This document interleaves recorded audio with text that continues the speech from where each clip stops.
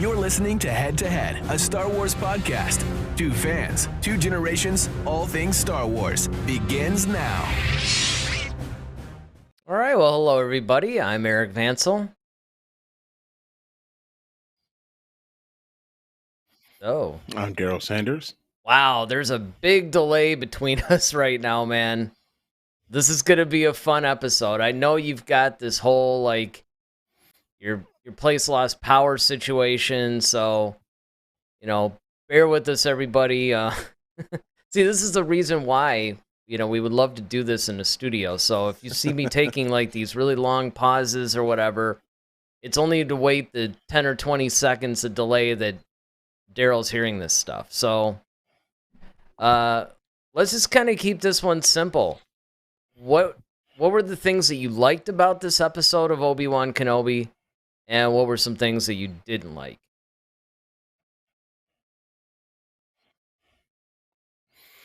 Um, Things I liked were, um, once again, the little girl's performance of Leia. I mean, she's cool. She's definitely got the character down, without question. Um, I like the look of the thing. Like I really enjoy like the look of uh Inquisitor's Fortress or Fortress Inquisitor's. I think that's how you say it. Fortress Inquisitor's. Yeah. Um, so yeah, that's been really cool. Like I said, I really love the look of it. I liked the little nods to A New Hope. Um, with Obi-Wan doing the whole uh sound distraction to the stormtrooper thing. So that was kind of cool. Uh oh, I really love that really cool scene where they had little Leia kind of strapped to that torture device or what have you, and then Obi-Wan kind of popped out in the dark, and all you saw was like his lightsaber, and he was almost kind of like um, doing his like I guess his best Batman impression, where he's like popping up on the other side of the room and stuff like that. So I thought that was really cool. So those are um those are my hot points or the good points I loved about this episode. Um, in regards to the bad, well, there's a plethora, to say the least.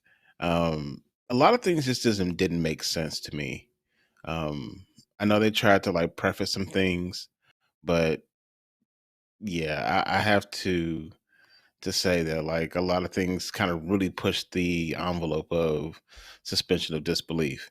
Um, oh man, where could I go?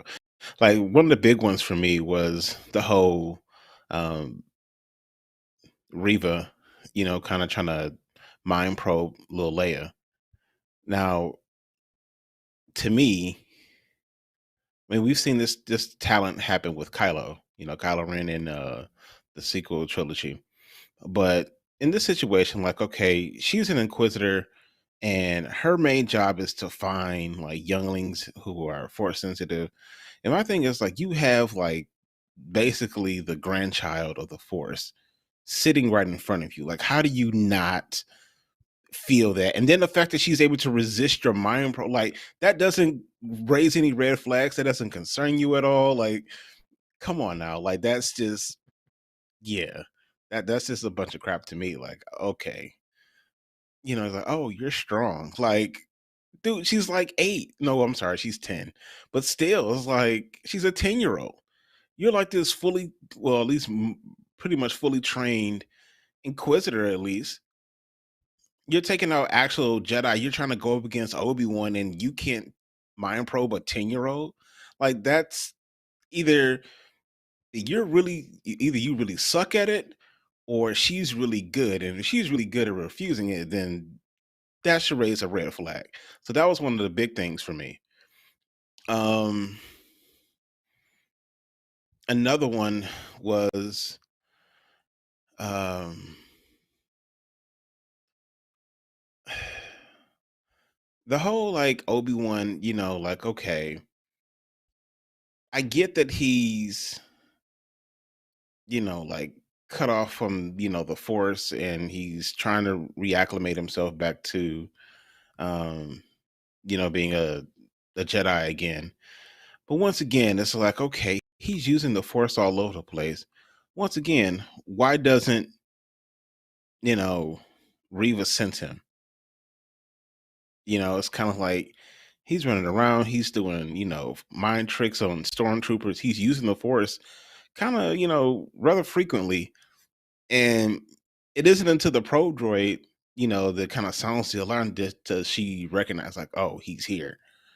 You know what I mean? So I just think that was just kind of crazy. Once again, it's like I just need things to make sense within the Star Wars realm. Like, okay, if you're telling us this is how the Force works and this is how powerful certain people are, then we need to see that. Like, it needs to make sense. It needs to be consistent, and I think that's one of the big things that um or big problems I've had. I did like Talia. I did love her whole thing of, dressing up like an Imperial officer and kind of checking that guy at the gate. Like, that was Hmm. really slick and clever, and how she's kind of, doing things kind of behind the scenes. I thought that was really cool. Um Obi-Wan trying to stop um stuff with the force, like trying to stop the water with the force, or what have you. Um it just seemed, I mean, I get it, like he's still struggling with it, so it's, I don't know, that it was cool, but you know, I'm like, dude, like, how are you supposed to go against Vader and you can't even, do this? But uh, what else?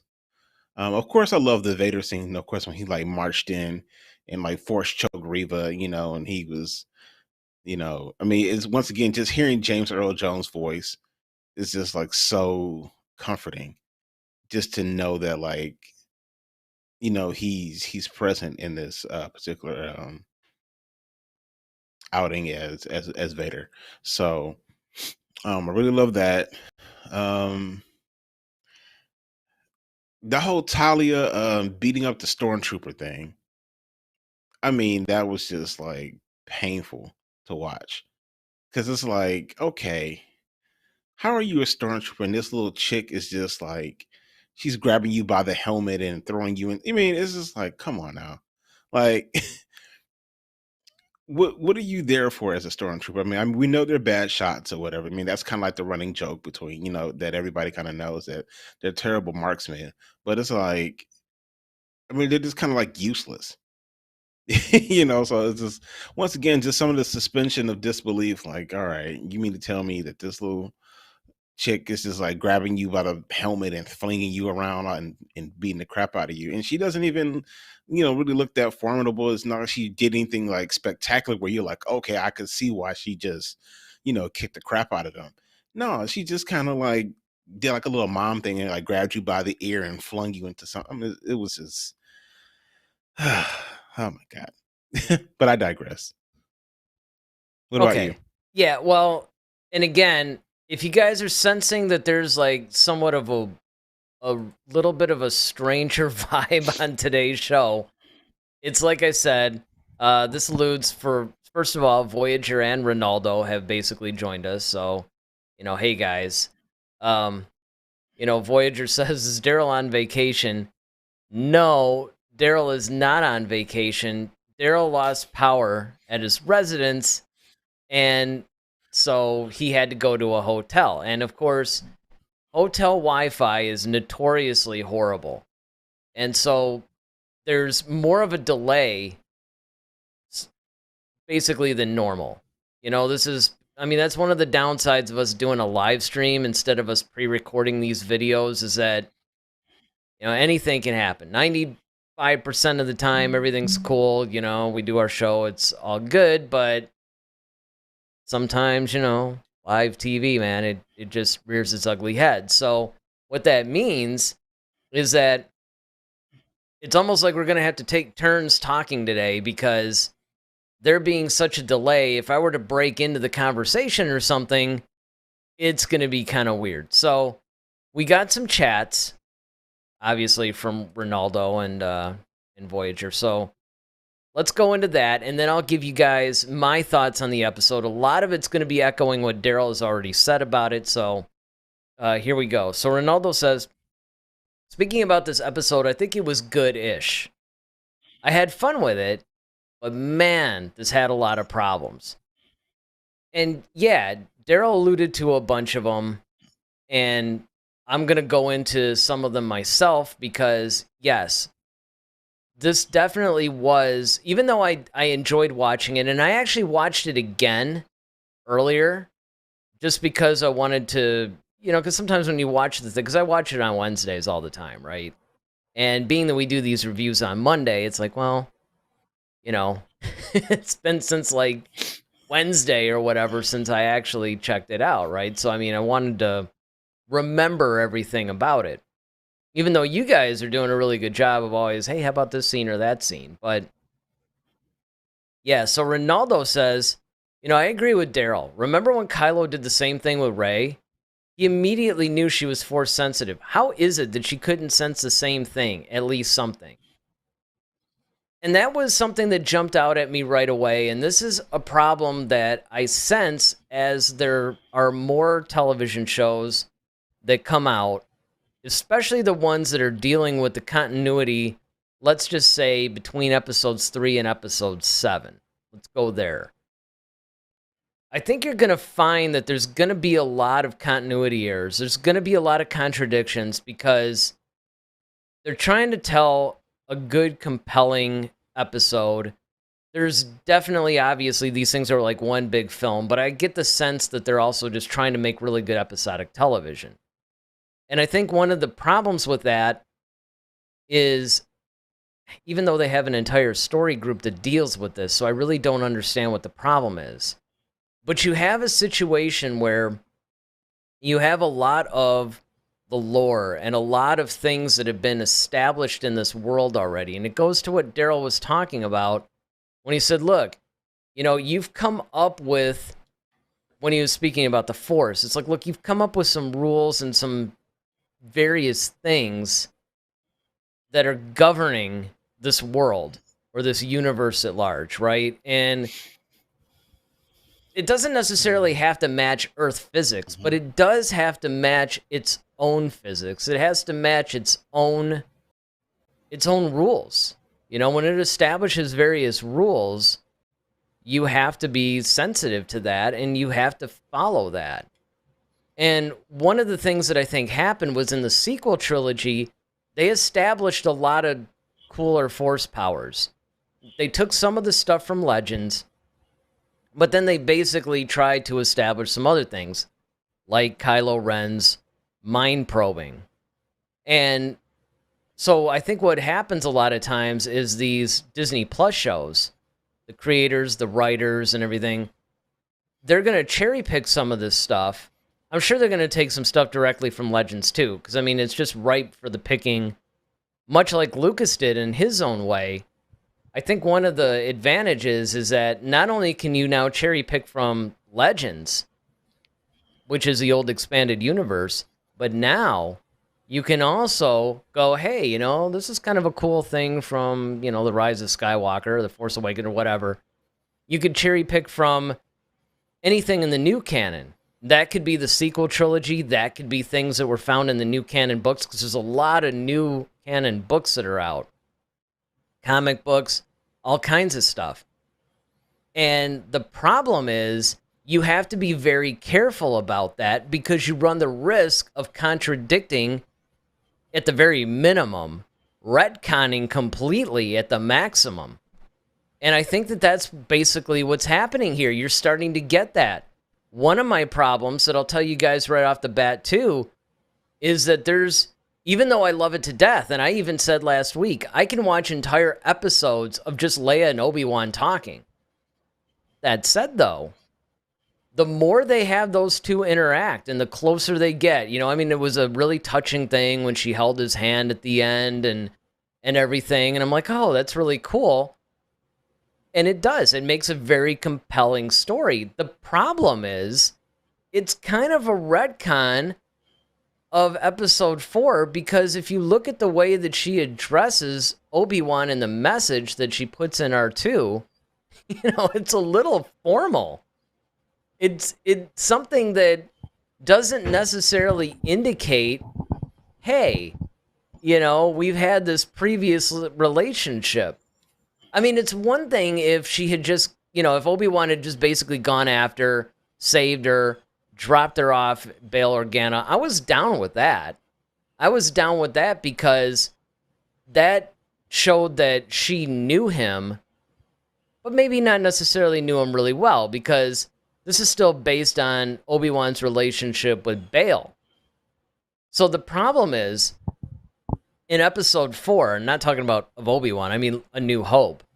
In A New Hope, Leia's message to Obi-Wan is more appealing to his friendship with her dad.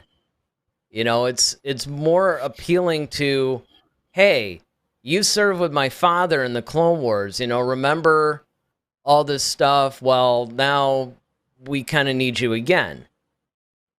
And that's bringing Obi-Wan out. But see, the problem is now you get too much of this, you run the risk of basically, I mean, it would have made more sense for her actually to just be like, hey, you remember when, you kind of saved me and we developed this really cool bond? I mean, granted, there's only 2 more episodes to go. So, we'll see how it goes. And what I'm going to do is I'm going to read the chats, and then I can address some of the things that I like and some of the things that, obviously I had a problem with, that being one of them. Oh, let's see what we got here. Ronaldo also says, whoops, I didn't really mean to have that one on. There we go. Oh, yeah, Stormtrooper armor is so useless, even a slap can damage it. Yeah, so now we're getting to yet another issue that I have with this. It is, what good is the armor of Stormtroopers?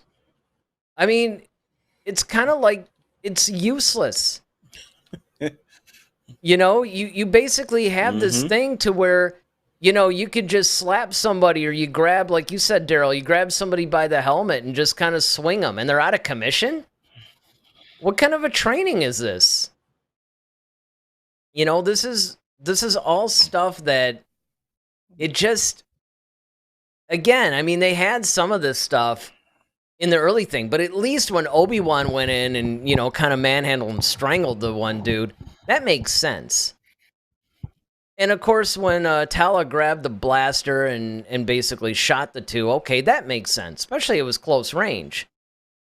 But, the armor might as well just be, I mean, at this point, I almost think the Imperial officers are in better shape, because at least they're more agile, right? They don't have all this crazy armor that they have to deal with. So that's pretty crazy. Ronaldo says, Obi-Wan's hallway scene was cool and fun, but man, Stormtroopers can't hit a thing. Yeah, the hallway thing is one of the things that I like. Let me just juxtapose some of this with some of the things that I like.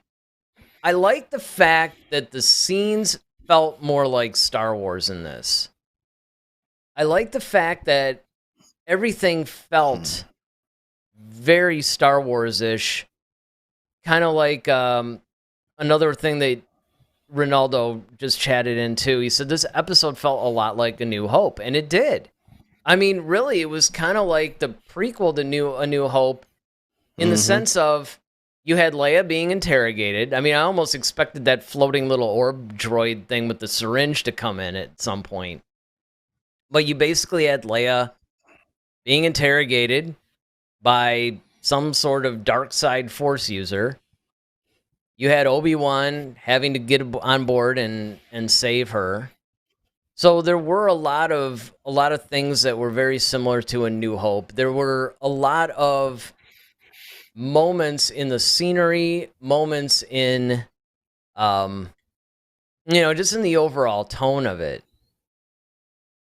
One of the things that I think is really interesting is they're making extreme uses of Bacta tanks in the Disney Plus shows, which I find really fascinating. But I think that they're doing a better job utilizing them in this show than in, say, the Book of Boba Fett. Because I really like that juxtaposition between Vader and Obi-Wan are both very badly burned. And Obi-Wan's recounting the duel. I mean, I thought the opening scene was extremely strong. You know, and once again, when this show does things right, it does it well. Unfortunately, when it does things wrong, it gets it pretty wrong. And I would say that there's probably more wrong. Here's another thing off the top of my head. 'Cause like I said, there's a lot of stuff that really bothered me. The interrogation scene bothered me. I really didn't like it all that much. I thought it was weak. And again, kind of like Daryl pointed out, it's like, really, you're mind probing a 10-year-old girl and you can't get what you need out of her? And not to mention the fact you're not sensing at all that she's a Force user when your entire job is to find younglings and Force users and Jedi and stuff. I mean, it's really? I mean, this is what we're doing now? I mean, that's just weak, cheap storytelling to me. Ronaldo says, it felt like Jedi Fallen Order, and I agree. Some of the better things felt like Jedi Fallen Order, but let me swing it back now to some complaints, because a lot of this show, there's a certain cheapness about it in some ways. In some ways, I think it's done the best as far as capturing Star Wars. But then there's other times where, probably because it's a television budget, that, you know, it just, I don't know. It just seems to, for whatever reason, feel almost like a video game. Let me see, what else did I like? Like I said, I liked the scenery. I liked a lot of the moments in it. I liked O'Shea Jackson's character. What was his name? What's his name in the show? Oh man, I had it and I lost it. But I really liked his whole thing where he kept saying, you know, hey, I mean, obviously he was married to a Jedi and the Empire came, so it was like, you know, don't tell me I don't know what the Empire's like. I mean, there were some really cool moments in this show. But, and of course, again, the Vader going down, you know, just walking down the hall and immediately coming in and force choking Reva was just really good, you know. But again, I don't know. I mean, Daryl, what did you think? What did you think overall of Vader's presence? Do you think there should have been more? Do you think this is enough? What were your thoughts on it?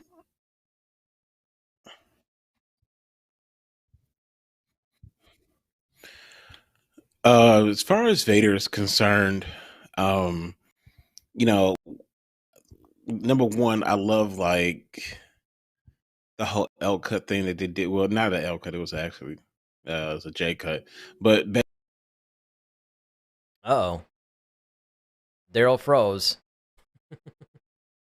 And right when we're in a good point too. Well, yeah, I knew that Daryl's audio or video was kind of crazy because of the whole streaming thing. So hopefully we can get him back. I'll keep an eye out for him and see when he comes back. But I think personally, speaking about the whole Vader thing, I think that there was a good amount of Vader. I like the fact that they're not actually overusing Vader in this whole thing. I think that it's really cool that we're getting Vader in a very story-centric way. You know, it doesn't feel like break glass in case of emergency, we got to, you know, get Vader out or whatever. It actually feels very relevant to the story to me. And that's something that I really do appreciate, because I think that one of the problems with a lot of these traditional villains like Palpatine, like Vader, even Boba Fett to a degree, sometimes there's a tendency to shoehorn them in such a way that it doesn't feel very natural. That it's not a really good storytelling thing, that it's almost like they're trying to do fan service. And one of the things that I really like about Obi-Wan is it doesn't seem like they're really trying to cram a lot of fan service in there. And it would be very tempting to do so. One of the things I really appreciated about this is we have yet to go back to Tatooine, which I love. And again, some of the more lackluster sets that we got, say in episode 3, have definitely switched over to part 4. In part 4, you're getting a lot of, like I said, those more Star Warsian type set pieces. And it felt very much like a Star Wars set. That whole fortress and Quisitorium or whatever. Yeah. I mean, I always forget the name of it too, but I think it's really interesting that they're really trying to purposely create a vibe that this is like Star Wars. Another thing that I'm trying to think of some of the other stuff that was really compelling to me. Well, here's another problem. Let me give you guys another problem first. So another problem that I had was, okay, they're talking about, how, well, there's no shields in this thing because nobody would dare even attack it because it's within Vader's system. They even called it that. They're like, oh yeah, it's Vader's system, right? And so I'm like, okay. But here's what was really funny about that. These two speeders, basically, I mean, I guess we can't call them snow speeders anymore because, I mean, previously we saw them on Hoth, but there's no snow. So we'll just call them speeders. But the snow speeders, basically from Hoth, just come barreling up. No defenses, no guns, no TIE fighters are scrambled.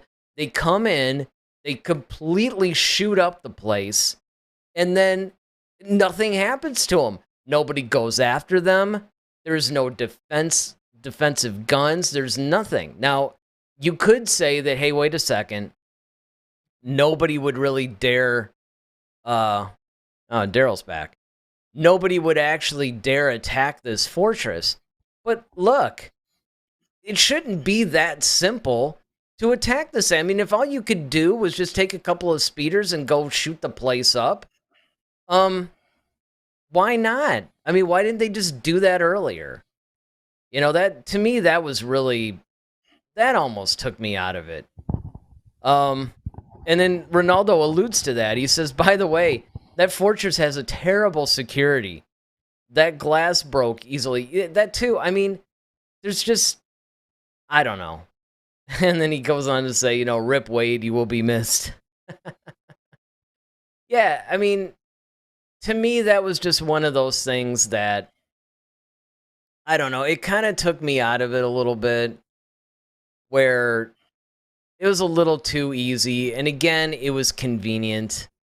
When they're hiding Leia underneath his coat and all that, that was a little Scooby-Doo-ish to me. But, I mean, I get it. It's like, what else are you going to do? But I don't know. You know what I mean?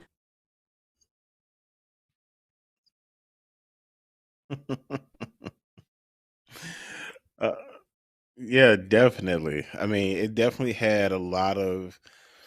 It just had a lot of goofy stuff in it. I mean, that's just the best Yes. way I can really describe it. It was just goofy, and you're just kind of like, okay, at this point in the game, at this point in the story, we should be away from the goofiness. I mean, really, you don't have any room for it with only 6 episodes, honestly. And and that's the thing that I think as we as Star Wars fans, we are kind of like, all right, if you're only going to give us a limited amount, then make every moment count. Like every punch has to matter. And that's how I really look at this particular series. I like the series, like I said. I don't know if you got my whole Darth Vader thing. I don't know if you guys No, heard that. not really. Not Um, all of it. but Okay. Well, just to kind of summarize, like I really did like the fact that, Vader's presence was there. I love the fact that he showed up. And then, I love the fact that he has this weird kind of relationship with Reva. Like he likes her, but at the same time, he still doesn't tolerate failure. Like, and the fact that she always kind of has a contingency plan, I do like that about her character. Like the character of Reva, I like, and I even like Moses Ingram. I mean, I think it's just something about her portrayal of the character is just not landing completely with me like it should. And I Mhm. mean, but I really want to though. I really want to like her character because I like her, and I mean, and I like the character that she's playing. It's just for whatever reason, there's something that's missing from And there's certain times where it's like, okay, it's dead on, and then there's other times you're just like, what? Um, but yeah, Vader, man, this is the Vader we wanted to see. This is the stuff that we've always dreamed about is, seeing Vader just really in the fray, you know, kicking butt, taking names, doesn't take crap from anybody. He's the menacing terror of the galaxy that we've all know that him to be. And um, one of the cool things that I did like was to hear actually um, Obi Wan call him Vader for the first time. It's like when he Mhm. was talking to Roken in the cave, which is O'Shea Jackson's character. When he was talking to Roken, he was like, "Well, is Vader there, or where is Vader?" I'm just like, "Oh, he's actually calling him Vader now, not Anakin." Or, you know, so that was a kind of a cool moment, just to kind of actually hear Obi Wan finally acknowledge him as Vader. Um, but yeah, I think that there's a lot of different missteps. I mean, I know they tried to allude to the fact that uh the fortress is kind of like, no one will be stupid enough to attack it, but it's so maybe that's why all the defenses were kind of down because they figure like, who's bold enough. It's kind of that arrogance, like who's bold enough to even attack us. Yeah, I mean, I guess it's just one of those things where a lot of times there's just I guess if that was the only thing, it wouldn't bother me as bad. But it's just on a laundry list of things on this episode. And again, as much as I'm tearing on it, as much as we're both pointing out a lot of different problems and different things, I think that it is fair to say it's an enjoyable episode if you don't think about it too much. I think that that's the big thing that you have to really focus on and you have to do. You just can't think about it too much and it'll be okay. And I'm sure there's a bunch of other things too, that I am totally missing as some things. Let me ask you this though. And I realize I'm gonna have to wait 10 seconds. Again, I'm sorry guys that we're having, a few technical issues here, but bear with us. We still wanted to bring you, of course, today's review. But let me ask you this. The whole scene where he went in that secure area and he saw all those bodies, presumably I'm assuming they're Jedi, but what did you think that was all about and where do you think that's going to go? Hmm. See, and this is where, like, I think in some way, shape, or form, this is still Palpatine's kind of like thing. And that's what I was going to ask you. Like, are we surprised that we haven't seen him yet or heard from him yet, or even mentioned? Am I Um, am I surprised but about I think this Palpatine? is I don't all know. kind of, yeah, I mean, because granted, I mean, right now we really don't, honestly, we don't need him. But I'm just surprised that we haven't heard or any mention or anything, dealing with the emperor at this point. However, I think that's what the little tomb thing is about. Is maybe they're trying, Palpatine's. It's all about the whole alchemy thing. It may be one of Palpatine's little experiments that he's trying to work on. As far as preserving life or doing something to that effect. Yeah, it could be. I mean, I think it's one of those things that it's definitely setting up something. And again, they've been talking about possibly doing even a season 2 of this show. So perhaps they made the decision at some point before the release or whatever that they were going to do a season 2, and they wanted to set some things up. Certainly, this could also be a case of maybe there's some Palpatine stuff coming, which I don't think, if it's going to happen, I think it's going to happen on the season finale. I mean, let's not forget, we're only 2 days away now from the fifth part, the 5th episode of this show. So we only got 2 episodes left. So they do have to start doing quite a bit in order to start to wrap this thing up. Whether or not they're going to take this to a second season or not, we don't know. But the bottom line is they have to do something in order to tie at least the story of this season. They got to get Leia back to Bail. They have to do some of this stuff. I could accept maybe some cliffhanger-y stuff, and they could actually do that to where it's an option. Maybe they don't put out a second season right away. Maybe they do something down the line, or maybe they come out with something, some other series, but they put Obi-Wan's character in it, and perhaps they start to tie some of that stuff up. Like, for instance, they could actually do that Solo TV show and maybe have some of the events of Obi-Wan intersect with something with Solo. I mean, again, I'm not saying that's necessarily what they're going to do, or even that's what they should do. I'm just saying that that's something that if they wanted to go in that direction, they don't necessarily have to come out with a season 2 of Obi-Wan. They could just they could continue Obi-Wan's story, but in different series. And this ties into something that you had said a while ago, where you said, look, back when you were skeptical about an Obi-Wan series even being made, your whole point was, well, I think Obi-Wan's one of those characters, I don't know if I want to see a whole show on him, but he could certainly play a prominent role in another series. Well, obviously, he can fill up an entire show by himself. And honestly, if they did a season 2, I think it could work out fine. The problem, though, is it depends on what kind of a story they're trying to tell here. Do they want to do something to where they move on to a different season? So in other words, they go, okay, yeah, let's do a season 2 of Obi-Wan. Let's continue the story. Let's flesh this out a little bit more. Or is this a storyline that they can continue almost comic book style, where they pick it up in another series? You know, maybe they, like I said, I keep reaching for Solo only because of that.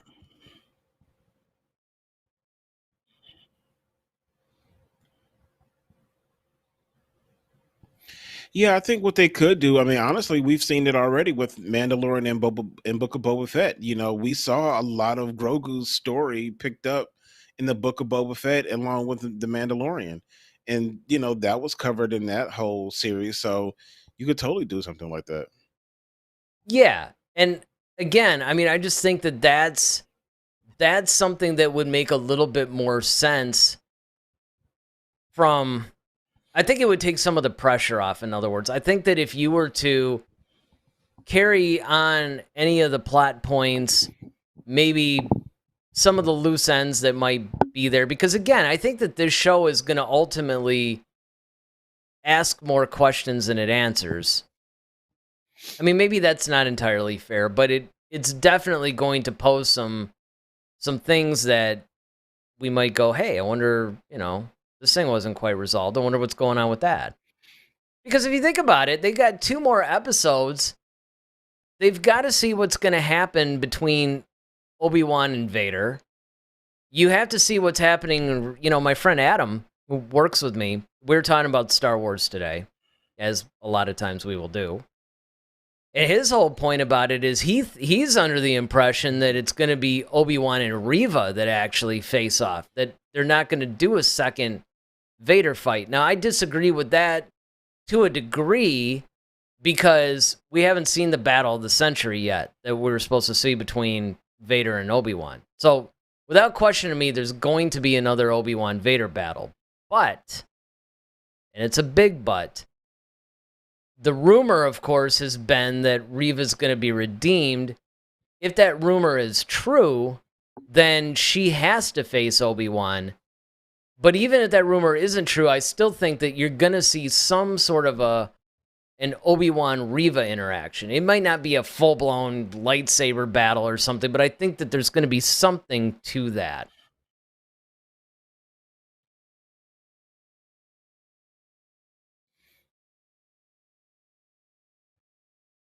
Yeah, I definitely think it needs to be because you know we've Reva's been kind of dropping a lot of stuff.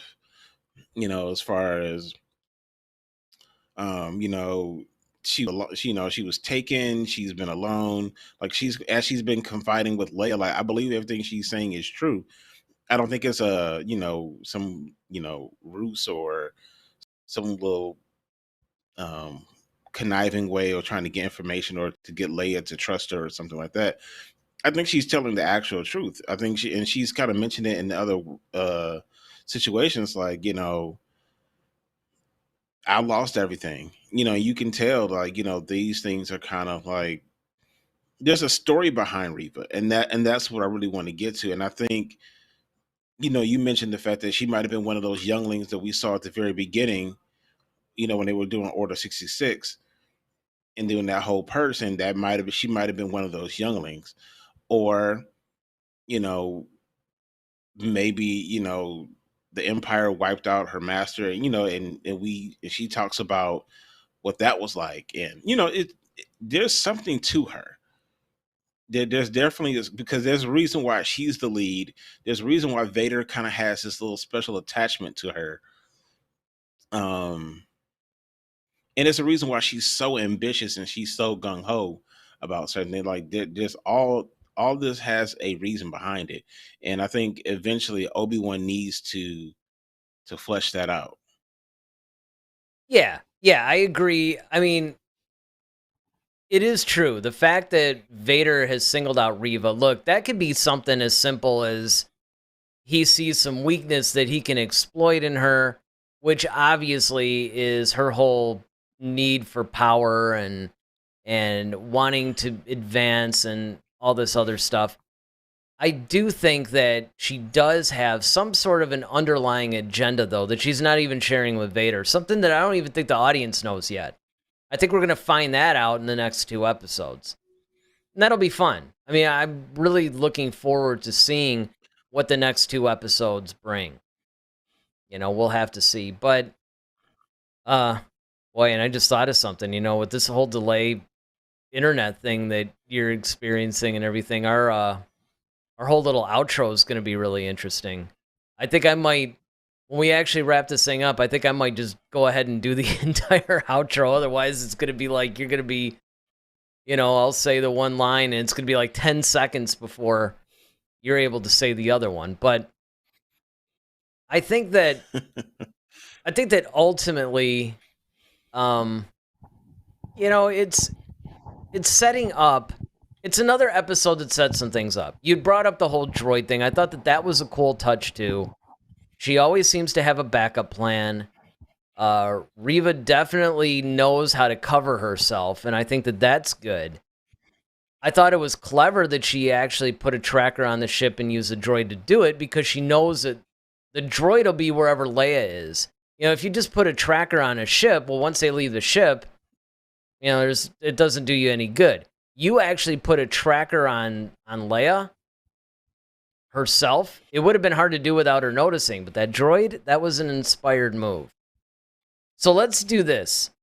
I think we covered a lot of this stuff. Let's do some final thoughts on this, since we're kind of having some technical issues. We'll end the show a little bit earlier than usual today, but again, it was kind of a lackluster episode, so there's really not a whole lot more we can really say about it. I'm hoping that episode 5 is an improvement, because especially coming down from episode 3, I thought, man, you kind of knocked it out of the park with episode 3, and then you give us this one. So I'm hoping that they bring it back up again with 4. But I'll patiently wait the 10 or 15 seconds before you're able to respond. But what are your final thoughts on 4, and what do you hope to see in 5?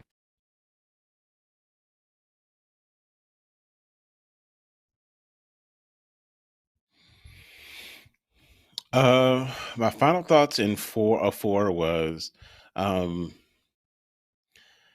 like I said, it had a lot of goofy issues with it, but I mean, there are a lot of other cool things to it. You know, like I said, the Vader stuff, the architecture. Um, One of the things I wanted to bring up before we win, and this is hopefully this goes to your question for what do I expect to see in 5, and this ironically kind of started in 3, and that is when they were talking about this whole path, this whole underground, thing or what have you, right? Mm-hmm. One of the things that Obi-Wan made mention of was like, oh, Quinlan Voss. Like he made mention of Quinlan Voss, being one of the writers on the wall. And when Reva came into the room, she saw once again that plank of wood, um, and it seemed to meant something. So she has a connection to the Jedi. That's I think that's very obvious. It's just like, what is it though? And I think Quinlan Voss has something to do with that. I think Quinlan Voss might have been her master at one point, because I don't think that was just haphazardly just thrown in there. I mean, it could have been fan service, but I feel like maybe Quinlan Voss has something to do with Reva, and I think we're going to find out more about that in Episode 5 when Obi-Wan kind of fleshes a little bit more out of Reva. Yeah, I mean, that's a good point, actually. I really forgot, to be honest, I forgot about the Quinlan Voss reference, even though I made a really big deal about it on last week's episode, right? Or whenever it was mentioned. I think it was last week that it was mentioned. So I think, yeah, overall, I agree. There were a lot of problems. There were some storytelling problems. There were some continuity or retconning problems. There were some weak storytelling issues. There was definitely a goofiness about it, which normally I don't necessarily mind. I kind of like some of the lighthearted moments, but it's kind of like you said, there were some things that, were maybe a little bit goofier in this episode than it took you out of it a little bit, in other words. But yes, one of the things that I definitely hope to see next time is maybe an expansion of the Quinlan Voss thing, because that's a good point. I agree with you. I don't think that it could have been a fan service moment, but I don't necessarily think that Quinlan Voss's name was just thrown out there carelessly. I think that that's definitely a seed that's being planted for a later time. At least that's what I hope is happening. Another thing is I really hope that they wrap up this Leia being kidnapped storyline now. I hope they actually get her back to Alderaan, because I think that they could do that in the season finale. And again, it depends on how they structure this next episode. But I think it was almost kind of like how I felt about the Book of Boba Fett with the Tusken Raider thing. I love the Tusken Raider storyline with Boba Fett, but it just got to that point where you just started thinking like, man, you know what? I don't know if I want to see another episode of Boba and the Tuskens. I mean, it's one of those things where I think I want to move on to that. I think I want to, because there's a lot of storytelling that you could deal with in the present day that I think is a little bit more compelling. And it's the same thing here. I would like to get past the Leia's been kidnapped and Obi-Wan's trying to do that. The other thing that I really hope that we see, and they're going to have to do this subtly, is an explanation as to why Leia, when she gives a message in A New Hope, is a little bit more formal. Because again, like I said earlier in the show, I think that the thing that she was doing when she put the message in R2 and she was sending that to Obi-Wan, it was a little bit more formal, and it was a little bit more appealing to Obi-Wan's friendship with her father.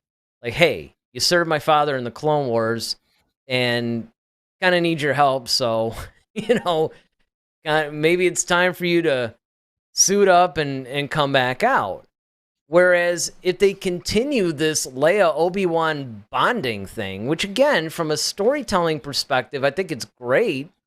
And like I said before, I really enjoyed seeing her, holding his hand and comforting him and all this stuff. I mean, it works within itself, but the more that they delve into this, the more dangerous it becomes from a retcon perspective. And it almost makes that message not make a whole lot of sense, because if they had this super close relationship that they're developing here, it seems that she would have appealed to him in a different way.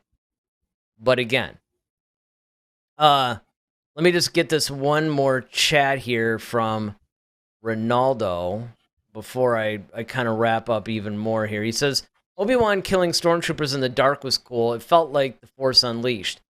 And yes, that's something that I really hope to see more of as well. I hope to see a little bit more Obi-Wan. Again, I think it's great that they're not just Obi-Wan decides after being more or less cut off from the Force, or at least atrophied from the Force for 10 years, like, oh, I'm just going to develop all my powers again within an episode.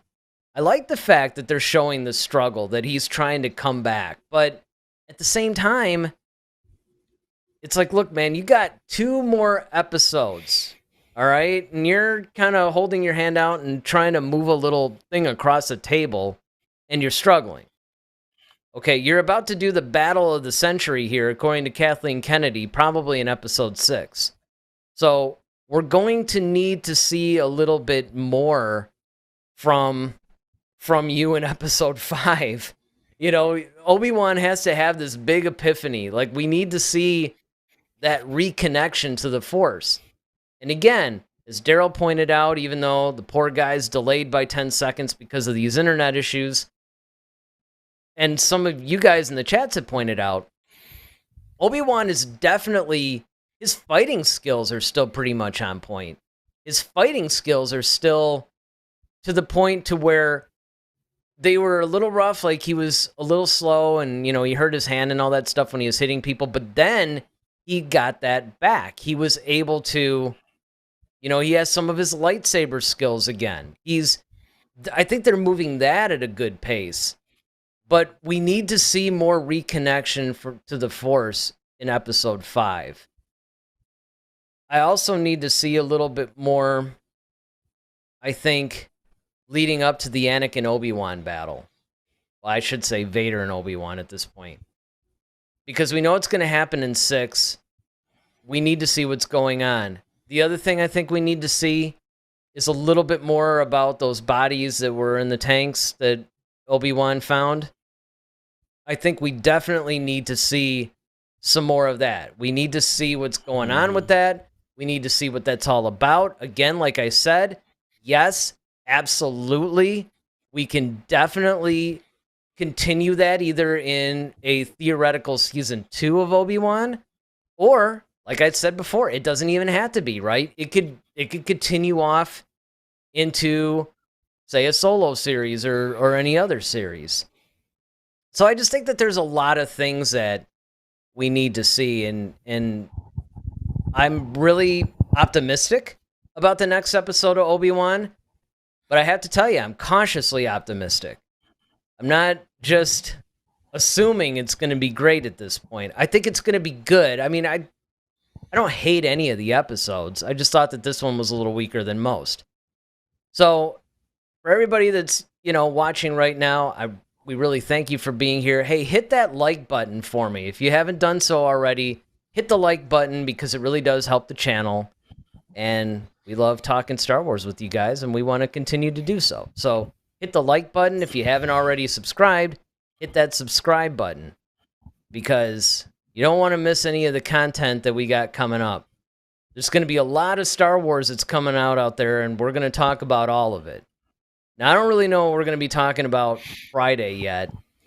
That one's still up in the air, but you could bet you come 8 o'clock Friday night. We're going to be here. We're going to be talking Star Wars with you guys. And then, of course, next week, we're going to be reviewing the 5th episode of Obi-Wan, and hopefully a little bit better of an episode than episode 4. But it's not important what we think, really. It's important what you guys think. So, you know what everybody in the chats think? Let me know in the comments section. What did you like about this episode? What did you not like about this episode? And what do you want to see in the next episode? Like I said, leave it in the comments section. We'll see you guys Friday night, 8 o'clock. I'm Eric Vansel. He's Daryl Sanders. May the Force be with you. Always. Head to Head, a Star Wars podcast. Be sure to follow us on Twitter @HeadToHeadSW. Submit your questions for our next show. Visit our official website at headtoheadswpodcast.com. Until next time, may the Force be with you, always.